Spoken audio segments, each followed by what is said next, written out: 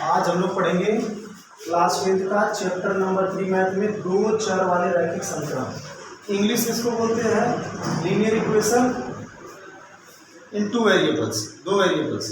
दो चर वाले रैखिक समीकरण, पहले इसका नाम को समझते हैं, फिर इसके बाद यहाँ से स्टार्ट करेंगे। दो चर का मतलब क्या होता है? जिसमें दो वेरिएबल है। जैसे अगर कोई समीकरण लिख रहे हैं ax plus b y plus c, इसमें ये जो समीकरण बन रहा है ये इस फॉर्म में अगर है, या मान लो कोई अगर सवाल ले लिया हमने 2x प्लस 5y प्लस 6, इसमें देखो एक चर ये है और एक चर ये है। इसमें दो चर आएंगे। दो चर का मतलब क्या? चर किसे कहते हैं? चर का मतलब क्या होता है? जो अपने मान को बदल दे, या नॉर्मल तरीके से समझो तो जितना भी अल्फाबेट है, अल्फाबेट समझते हो ना, ए से लेकर जेड तक, वो सब चर कहलाते हैं और उनका मान बदल सकते हो। कैसे बदल सकते हैं? जैसे मान लीजिए आप कोई सवाल लगा रहे हो तो सवाल में क्या करते हो? मानते हो ना। कोई अगर सवाल मानने वाला है तो माना पिता की एज और माना पुत्र की एज, तो उसमें मानते जो है उसको क्या मानते हैं? चर के रूप में मानते हैं। क्या उस यक्स मानते तो यक्स रह जाता उसका मान? नहीं, वो लास्ट में कोई संख्या आती है ना, 5 साल 10 साल 15 साल 20 साल, तो वही क्या होता है? चर। तो ये क्या है आपका? दो है। अगर यहीं पे ऐसा लिख देंगे आप, क्या 2x प्लस 5, इसमें कितना चर? एक चर। इसमें कितना चर? दो चर। इसको जो दिया गया दो चर वाले रैखिक समीकरण, इसमें दो चर है और इसमें कितना? एक चर है। तो सबसे पहला टॉपिक हमें पढ़ना है जो ये है, ये तो अभी हम लोग बस ये समझे कि दो चर कहते किससे हैं, यहाँ से समझना। और देखते हैं पहला टॉपिक में क्या देखना है, दो चरों में रैखिक समीकरण युग्म। तो देखो इसमें सबसे पहले समझेंगे कि अगर हमें दो समीकरण दे दिए गए हैं तो दोनों समीकरण की सहायता से हम किस तरह से पता कर सकते हैं कि वो अद्वितीय हल है, अनेक हल है, कोई हल नहीं है।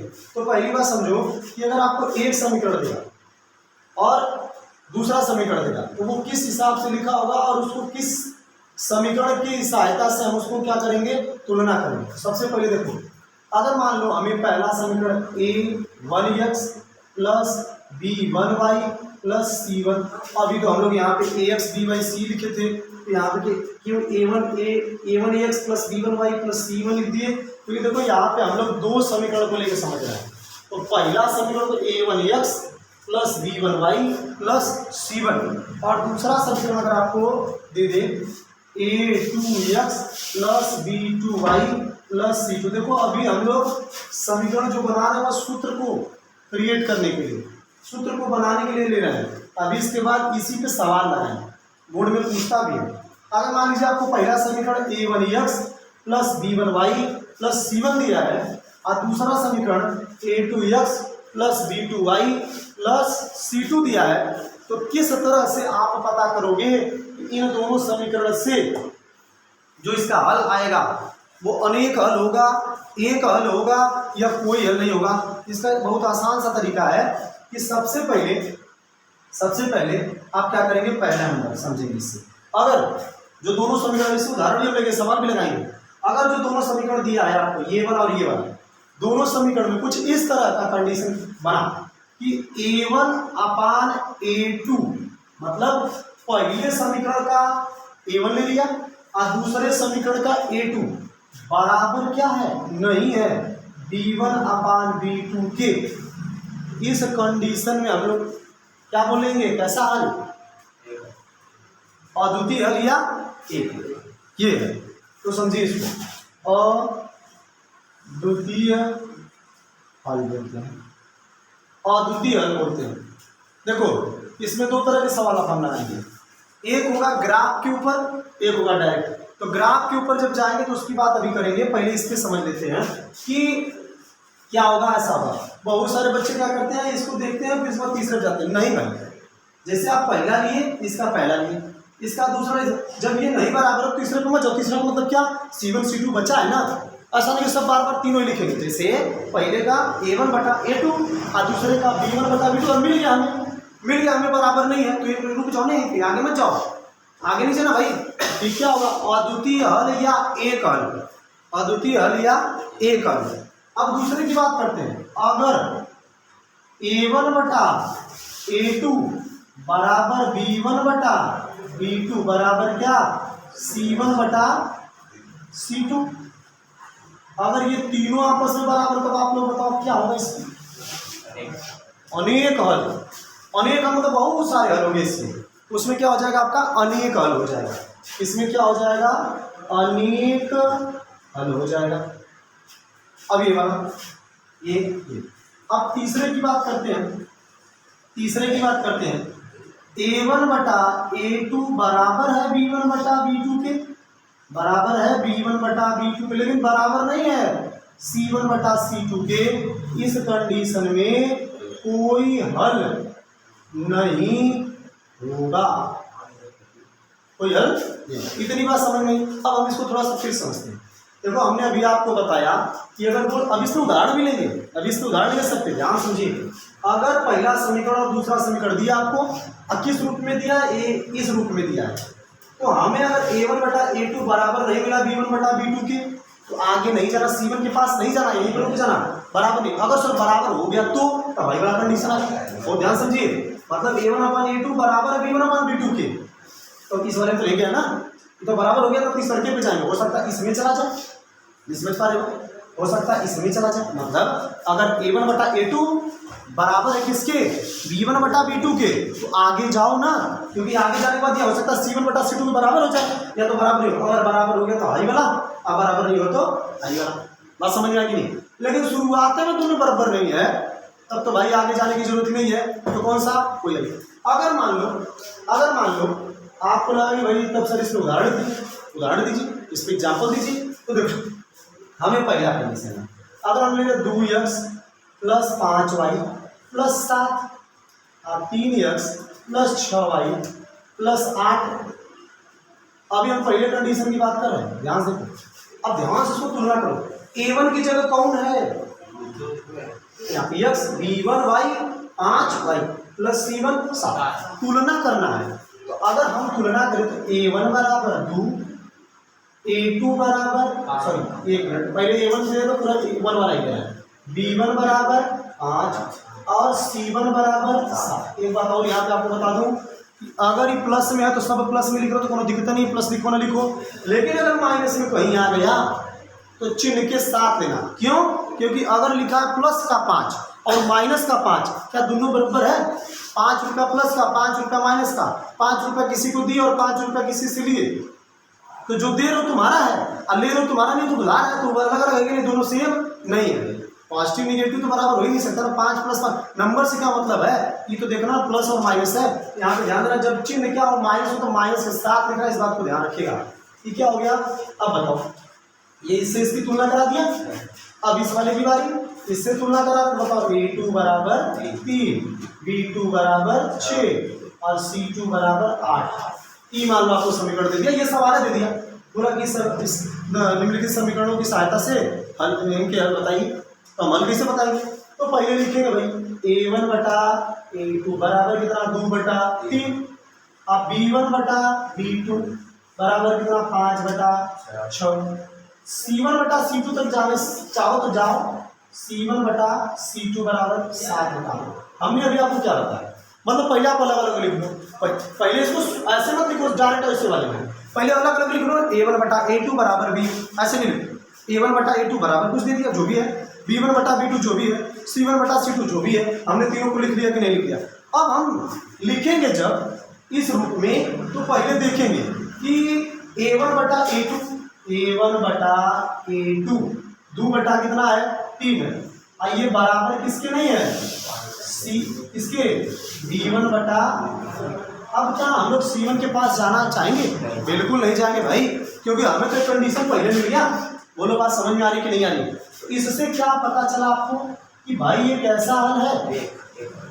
ये अद्वितीय हल या एक हल है? केवल एक का हल निकलेगा। अभी हम लोग नॉर्मल अभी ग्राफ वाला मेथड भी समझाएंगे आपको कि क्या हो गया आपका एक हल या अद्वितीय हल। आप लिखे जो अद्वितीय हल। तो बोलो आपको ये पहला उदाहरण समझ में आया? पहला उदाहरण समझ में आ गया। अब इस क्या हो गया? इस पे क्या हो रहा है? इस पे आ रहा है, ये पहले समझने की कोशिश करें। इस पे आ रहा है मतलब अद्वितीय हल पे जाएगा। अब दूसरकी की बात करें, दूसरकी की बात करें, इसको हटा देना, समझ लियो, इसमें कोई दिक्कत नहीं है। उदाहरण है, ये मेन इसका सूत्र है। अब आते हैं दूसरे पे, अब आते हैं दूसरे वाले पे, उदाहरण नंबर 2। अब किस पे लेंगे हम? अब उदाहरण लेंगे हम लोग अनेक हल पे, उस हिसाब से सेट करेंगे। अगर मान लो 2x प्लस 5y प्लस 7, यहाँ पे 4x प्लस 10y प्लस 14, हमने उस हिसाब से सेट कर दिया।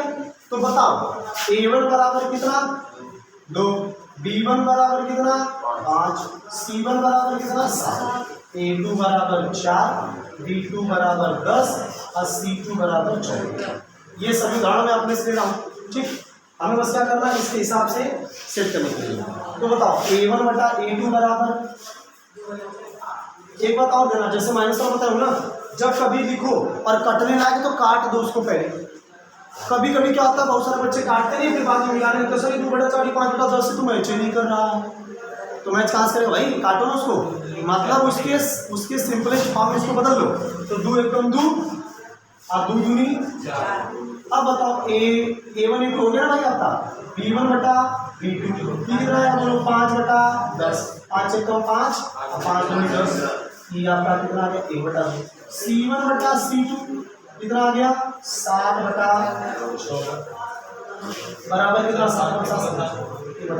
अगर आप ध्यान से देखो a1 बटा a2 का मान b1 बटा 2, b1 बटा b2 का मान b1 बटा 2 और c1 बटा c2 का मान b1 बटा 2। तो कंडीशन किसको फॉलो कर रही है, अनेक हल को। यहाँ आप लिखेंगे a1 बटा a2 बराबर b1 बटा b2 बराबर c1 बटा, ये बोलिए जब ये तीनों आपस में क्या है, बराबर है, ये क्या होगा आपका, ये होगा अनेक। अच्छा समझ में सबको आ रहा है कि नहीं आ रहा भाई? कहीं डाउट होगा तो आप पूछ लीजिए। ये क्या हो गया, अनेक हल हो गया। अनेक हल का मतलब क्या भाई, उसका बहुत सारा हल आएगा, अनेक, समझ रहे हैं?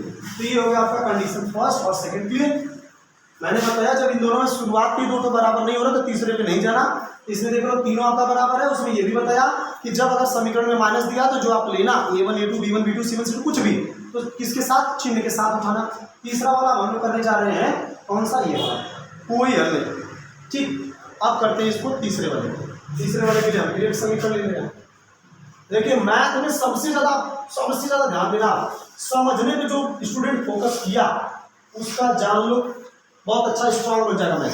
अगर कोई स्टूडेंट सबसे ज्यादा छापने के ऊपर कमांड बनाने लगा, वो नहीं समझ कि भाई ये याद करने वाला सब्जेक्ट तो है ही नहीं। जैसे अभी आप समझो कि जो एग्जाम्पल मैं उठा रहा हूँ, क्या एग्जाम्पल यही हो सकता है? अरे अभी आप इसके और भी एग्जाम्पल्स बना सकते हो। क्या आप गारंटी ले सकते हो या कोई टीचर गारंटी ले सकता है कि जो सा सवाल आप लगा रहे हो उसी सवाल पे एकदम सेम टू सेम आएगा, नंबर बदल देगा भाई? यही एक ऐसा सब्जेक्ट है जिसमें क्या होता है, कॉन्सेप्ट सबसे ज्यादा मायने रखता है। नहीं तो फिर अगर कॉन्सेप्ट नहीं समझे, एकदम रट्टा एप्लीकेशन पे चले गए, तो यही हो सकता है कि आप बोर्ड एग्जाम में जाओगे जो एकदम सेम टू सेम आपका क्वेश्चन मैच कर जाएगा, करके आओगे, बाकी सवाल में उलझ जाओगे, समझे नहीं आएगा। इसलिए समझने पर सबसे ज़्यादा ध्यान दो, समझने पर सबसे ज़्यादा ध्यान दो। अगर आप समझने में ध्यान दोगे तो ऑटोमेटिक आपका क्वेश्चन बनेगा, ध्यान समझो। तीसरा फिर एक ऐसा समीकरण लेते हैं जिसमें आपका क्या हो, इस वाले को फॉलो करो। तो देखो हमने लिया क्या, 2x प्लस 5y प्लस 7, यहाँ पे लिया 4x प्लस 10y और प्लस 8। सेट हो जरा फटाक से। तो बताओ a1 बराबर 2, b1 बराबर 5, c1 बराबर 7 और a2 बराबर 4, b2 बराबर 10 और c2 बराबर 8। ये हो गया। अब आप अगर लिखोगे a1 अपान a2 तो क्या लिखोगे, 2 बटा 2 कम 2 1 बटा 2 और b1 अपान b2 पे चलते हैं, b1 अपान b2 ये हो गया आपका 5 अपान 10, ये आपका 1 अपान 2। अब एक मिनट मेरी बात सुन लो ध्यान से।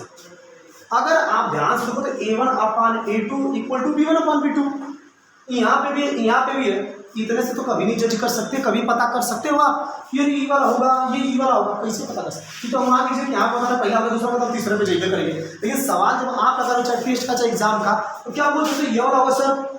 नहीं बोल सकते ना। जब तक तीसरा नहीं आएगा तब तक हो सकता बराबर भी हो जाए। मान लीजिए क्या हो सकता बराबर न हो, तो हमें तीसरा भी निकालना होगा, c1 अपान c2 कितना आएगा आपका 7 बटा 8। देखते ही पता चल गया 1 बटा 2 आया, लेकिन तीसरा क्या 7 बटा 8 बराबर नहीं है। इसलिए ये कौन सा कंडीशन को फॉलो करा, तीसरा, कोई हल वाला तो यहाँ पे आप लिखेंगे A1 बटा A2 बराबर B1 बटा B2 बराबर नहीं है C1 अपान C2, मतलब A1 upon A2 equal to B1 upon B2 is not equal to C1 upon C2। So ये आपका क्या है, कोई हल नहीं। ठीक, अब ये तो ही नॉर्मल बात, नॉर्मल मतलब समीकरण दिया फट से लगा दिया तुलना करके। लेकिन अगर ग्राफ की बात आ जाए तो हम क्या करेंगे, ग्राफ का मतलब सर ग्राफ पे कैसे आएगा, एक हल होगा, कैसे आएगा तो अनेक हल होगा, और कैसे आएगा तो कोई हल नहीं होगा, सीधी बात है। तो ध्यान से समझिए। अच्छा बताओ, ये पूरी बात समझ में आपको आ गई? कॉन्सेप्ट सबसे ज़्यादा इंपॉर्टेंट है। अगर कॉन्सेप्ट आप शुरुआत में जो स्टूडेंट समझ लिया, बाद में कहते सर इसको बहुत आराम को आ ही नहीं रहा, भाई ध्यान से समझिए, आएगा क्यों नहीं, प्रैक्टिस करिए, देखिए क्यों नहीं आता है। ये तो समझ में आ गया कि तुलना के खटाखट आ गया। लेकिन अगर ग्राफ की बात करें, ऐसे ही समीकरण दे दिया, अब बोले ग्राफ पे करो, तो देखो ग्राफ हमको पहले क्या करना है, इसको हटा दे रहा हूँ, इसको हटा दो। अब देखिए ग्राफ, अब ग्राफ पे जब जाओ, सवाल अभी हम लोग जब लगाएंगे तो क्लियर होगा, लेकिन कॉन्सेप्ट आप समझो पहले। पहला कंडीशन की बात करते हैं, जैसे ग्राफ जब होता है तो इसको क्या बोलते हो, इसको बोलते हो एक्स अक्ष, और इसको क्या बोलते हो, वाई अक्ष। मेरी बात बहुत ध्यान से सुनो, अभी इस पे जब हम सवाल लगवाएंगे तो हम क्लियर कराएंगे, बट पहले आप समझिए। जब आप ग्राफ करोगे तो पहली बात तो दो समीकरण है तो इस पे दो लाइनें बनेंगी, अगर एक समीकरण रहेगा तो एक लाइन बनेगा, दो समीकरण तो दो लाइन बनेगा। सर ये कैसे लाइन बनता है, आप उसके लिए घबराइए नहीं, अभी हम आपको इंट्रोडक्शन पार्ट समझा रहे हैं इसका। ये तरीका भी हमारा यही रहता है कि पहले सवाल लगाने से पहले तुरंत सवाल पूछा तो हम घुस जाए, सीधे हम उदाहरण में घुस जाए, लेकिन ऐसा नहीं रहता है, पहले पूरा उसका इंट्रोडक्शन समझेंगे, समझ में ही बात नहीं। और ये चीज़ आप जाके बुक में ढूंढोगे तो हो सकता है नाम मिल जाए, लेकिन ऐसे उदाहरण शायद अलग अलग है। तो यहाँ पे आपको पहले उदाहरण से पहले क्या समझना, पूरा इंट्रोडक्शन, फिर उसके उदाहरण, फिर उसकी प्रश्नावली में जाएंगे। बहुत सारे लोग क्या करते हैं, उदाहरण नहीं समझते, चले अरे भाई जब बुक में उदाहरण दिया है तो उदाहरण भी तो बोर्ड में पूछ सकता है, सब कुछ करेंगे। तो देखो पहला दो समीकरण है तो दोनों समीकरण से दो लाइनें बनेंगी। अगर दो लाइनें ऐसी बन गई, मान लो ग्राफ पे एक पॉइंट पे काटा, इस पे काटा, बहुत ध्यान से सुनिए। अगर दो लाइनें बनी, कैसे बनेंगी उसके बारे में हम सवाल आपको लगाएंगे, बार बार समझा रहे हैं। अगर दो लाइनें बनी, एक पॉइंट पे काटा तो कितने हल, अगर एक पॉइंट पे काट दे तो कितने हल भाई, एक हल। सर ये कैसे, देखो यहाँ से जाओ तो एक हल मिलेगा ना, इसका कुछ एक अक्ष का और वाई अक्ष का। और जब भी कभी भी इसके ब्रैकेट में लिखते हो, मान लो यहाँ पे क्या है, एक है, यहाँ पे क्या दो है, यहाँ पे एक है, यहाँ पे मान लो दो है, तो यहाँ क्या है, पहले यक्ष अक्ष का लिखते हैं, हमेशा ध्यान देना। अगर कोष्टक में लिख रहे हो, देखो अभी इसको समझे रहिए, जैसे उदाहरण से फिल्टर हो जाएगा, यहाँ नहीं समझ रहा तो वहाँ पे फिर आपको थोड़ा दिक्कत होगी। तो यहाँ क्या होगा, पहले क्या करते हैं, यक्ष अक्ष का लिखते हैं, फिर इसका वाई अक्ष का लिखते हैं, हमेशा इस ब्रैकेट के अंदर पहले यक्ष अक्ष का मान वाई। तो जब किसी ग्राफ पे दो लाइनें क्या करती, एक बिंदु पे काटती हैं तो वहां पे एक हल मिलता है। क्या बात समझ में आई? जब दोनों लाइनें एक पॉइंट पे काटेंगे, सवाल आपका बोर्ड में ऐसे इसका बहुविकल्पी में आता है, ग्राफ बना के दे देगा, बोले कितने हल, ऐसे दे देगा, जो अभी ऐसे वाला देता आया है, ध्यान से सुनिए, ऐसे लिख के दे देगा। अब बोलेगा कि कितने हल इसके हैं, नीचे चार ऑप्शन दे देगा, अद्वितीय हल, अनेक हल, कोई हल नहीं, इनमें से कोई नहीं। आपको पता होना चाहिए कि भाई जब बराबर नहीं होते ग्राफ वाला देगा तो पता होना चाहिए कि पहला कंडीशन किसका हो गया, बोलो अद्वितीय हल या एक हल वाला। कब, ध्यान से समझिए, जब ग्राफ हम सवाल जब लगवाएंगे तो ग्राफ पे जब काटेगा तो आपको बताना पड़ेगा ग्राफ पे कि भाई कितने हल, एक हल। कब, जब एक पॉइंट बस काटेगा।